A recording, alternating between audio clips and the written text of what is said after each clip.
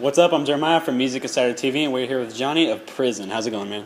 I'm so good. It's so much nicer here than Florida. Yeah? So in a good mood. I will die on my own terms, or I will not die at all. You were absent during the climb, and now you've come to watch me fall. I've lived a life of suffering.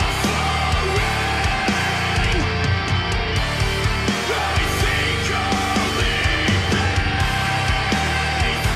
I'll leave. We're here at the Ace of Spades in Sacramento, California on the cleansing tour with Prison alongside Slaughter to Prevail, which couldn't make this tour. Or I'm what's not going the on with person that? to ask about that. I have Yeah. no idea.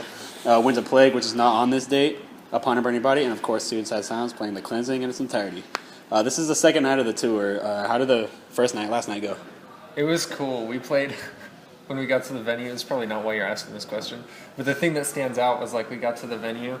It was called Complex in Oakland, and there were like 150 stairs when we got there, and we were thinking, no, we have to load up all of that, and then we found out there was a elevator.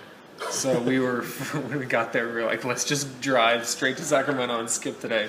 We were so glad they had an elevator. The show was good. I just got really sidetracked when I answered that.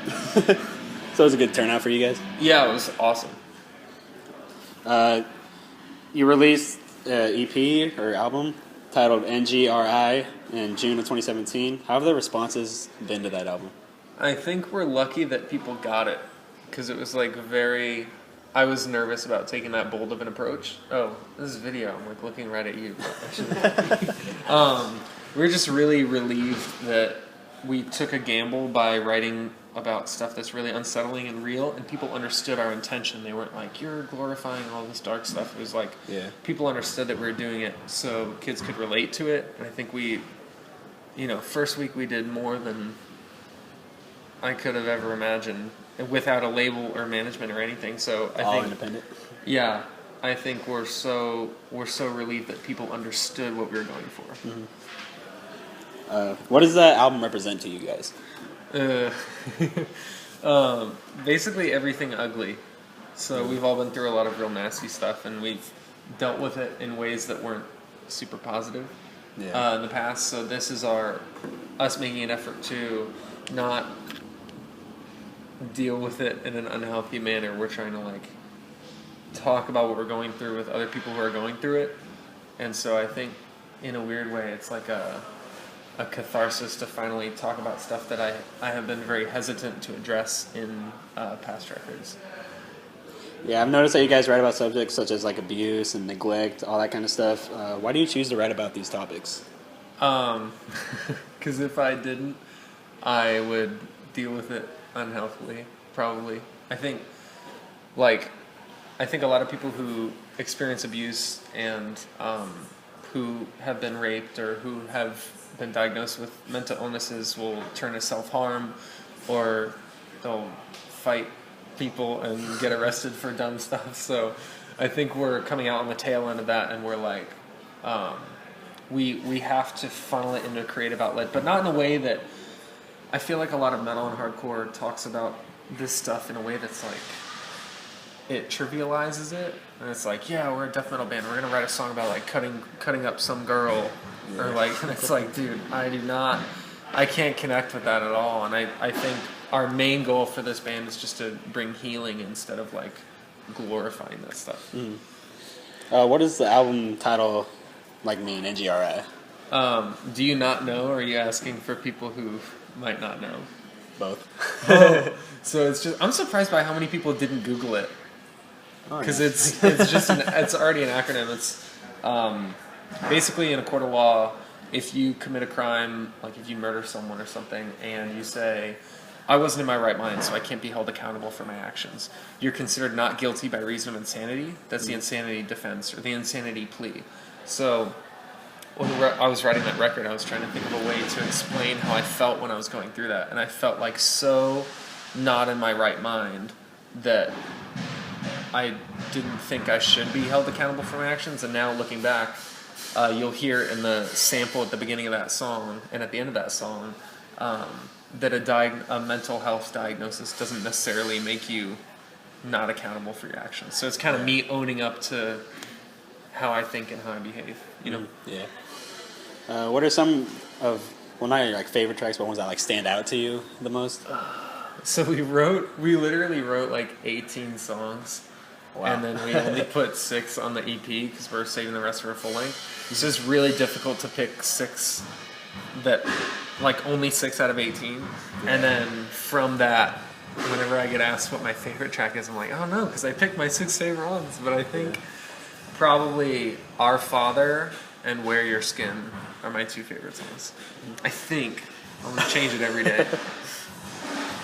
You guys have been in previous bands such as Dark Sermon, Adalia. So you know a little bit about being in a band. What are some do's and don'ts for people that are starting a band?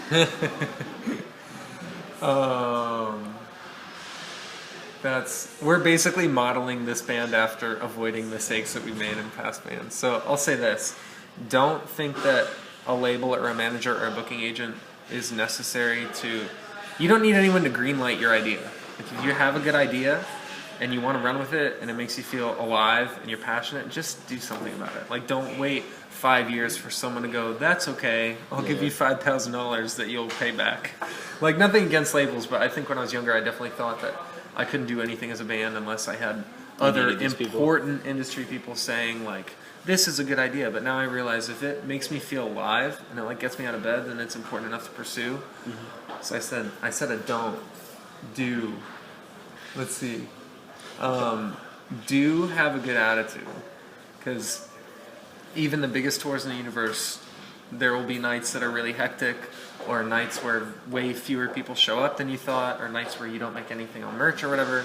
It's like you don't have control over your circumstances, but you do have control over how you deal with them. So just do keep your head level and have a good attitude. And, I almost forgot, do stay for the whole show. Mm-hmm. Whenever I see someone packing up before the touring bands gets on stage, I'm just like, not that I have anything, like I'm not going to seek that band out, but I think some of the best conversations I've ever had were being a local band and staying until midnight when the headliner gets off and just chatting and being like learning so much from that. So I would just say, I would go on forever, but those are my do's and don'ts. All right. What are your favorite parts of playing a show? Grabbing people's heads. So you're very crowd interactive? It's like my absolute favorite thing is just like someone in the front will be on their phone or like texting or playing Words with Friends or something. I freaking grab their head and like shake it. And it's cool because you get to like really connect with people who... I think my favorite thing about playing a show is you get to break down the barrier between what the crowd thinks the band is. Like people think that because there's a stage that there's this like distinct separation where they can't cross and you can't cross. And it's like, that's not true. So I love breaking that fourth wall and just totally like bringing people with me. You know, it's really cool to watch people's faces go like, they can do this? Heck yeah, we can. So can you. Where did you get the name Prison? It took like a year or two for us to like find an appropriate name that wasn't already taken. But I think Prison fits so well because we talk about a lot of really, really, really unsettling stuff, and me dealing with it in ways that I'm surprised I didn't wind up in going down a much different path than I did. Yeah. And I think, long story short, when you're dealing with mental illness, you feel like your brain is kind of a prison. And I know that that's like a million bands have said that, but I think the reason why I wanted to choose it as a band name is because when you are dealing with like schizophrenia, for example, and all these thoughts are like bouncing off of the walls inside of your brain, it's like I picture an inmate like pacing a prison cell, and the only way that you're actually going to relieve that pressure is opening the door and like getting some fresh air, getting rec time or whatever, like going out in the yard and lifting and stuff. So I hope that made sense. You mentioned earlier that you do have a new album coming out. Can you give us any details about that? No, it's really long and really sick. But I've put so much effort into getting this record off the ground that we have the new record totally written, and we're straight up going to go home and write more just because we love the feeling. Because when we started this band, it was just going to be us writing music because we loved it. So now that it's an actual band, we have to slow down. Yeah. What are your plans for after this tour? Eat Christmas dinner at my sister's house. And then move in with her. I'm getting a place with my sister when we get home. So I know it's not what you asked for, but that's like what I'm most excited about. Because we're getting home right before Christmas. That's good. So you can spend time with your family and stuff. Yeah, man. I'm not sure what we're doing tour-wise. We have a couple irons in the fire, but we're not 100% positive on any of them. So hopefully by the end of this tour, we'll have it finalized. But right now, we have like a bunch of different ideas for the first half of next year. Well, thank you for coming on with us. This has been Music Insider TV with Johnny of Prison.